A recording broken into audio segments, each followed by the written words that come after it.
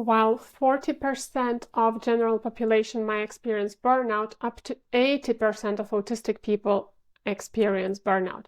And in this video, I will explain why. Make sure you stay till the end because I will also tell you what you can do about it.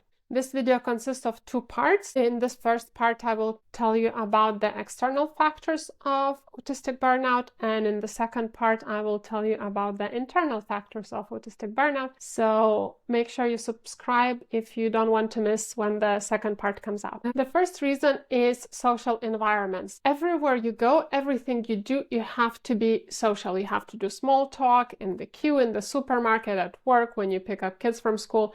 There's always a lot of social interaction going on, and we know full well that autistic people are very much drained by social interaction, especially at the small talk, or if you are around certain circles. It can be quite usual to socialize in bars, concerts, pubs, going out late at night, and that is also something that is really, really taxing for autistic people because those places are full of people, usually really loud, sometimes smelly.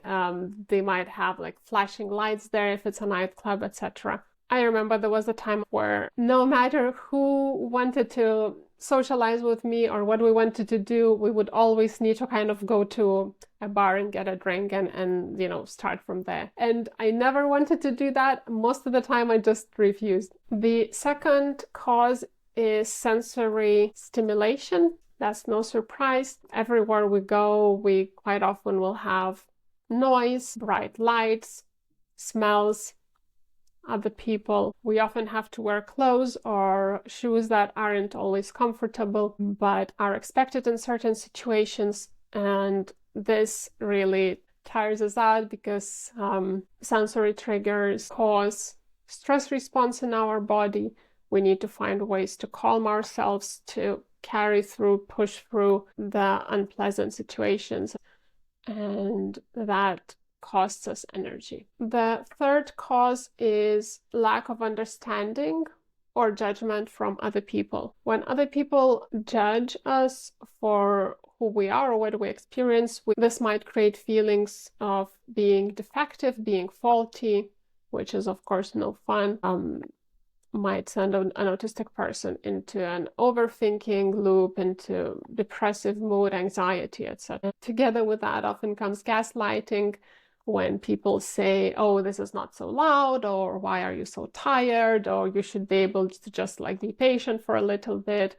That type of gaslighting, of course, it's very unpleasant for an autistic person, and then that means we would have to spend extra resources to make sure we avoid it or to defend ourselves in that situation. And this sort of self-advocacy where we have to explain ourselves, defend ourselves, is very emotionally draining, and that as well contributes to burnout. The fourth factor is transition. Transition and change is an unavoidable part of life, but if you're an autistic person, it's so much harder to accept that, to adapt to that. We need some time to process the change. We need some time to understand what happened, why, how we're going to tackle this change now, how we're going to adjust our wellness. And if we don't have additional time to adapt to that change, it's going to drain us because we're not going to be prepared to the challenges that the changes have caused us. The fifth cause is lost opportunities. Because of everything we have already mentioned, autistic people might not have the same opportunities in jobs, in travel, in entertainment, in socializing as their neurotypical peers. So they will, of course, feel left out, isolated. Most importantly, if you cannot access the job that you need to survive, you might have to continue doing the job that is not suitable for you. So you will, of course, be more prone to burnout. Autistic people can bring in incredible talents and innovations to any company, any workplace, but they need an opportunity to make it happen, and adaptations that mean they can actually carry out their job. But if they don't get that opportunity, they stay at a job that's not suitable for them, or maybe even unemployed. Okay, so what can you do about it? So firstly, we need to do a lot of raising awareness, activism, and advocacy so that the wider society can understand what autistic people need and how to make adaptations and make environments more suitable for autistic people, including jobs, companies, supermarkets, shops, entertainment venues, and so many other environments. The second thing we can do is support people who are doing advocacy. So, for example, you can share this video, and this way people can find out more about how autistic people are impacted and what they can do to help. And if you are someone who is wondering how to be a good ally, let me know. I will make an entire video on it. But just a few starting points would be, firstly, I promise you, you know more autistic people than you think, because some people will not tell you that they are autistic. This is still stigmatized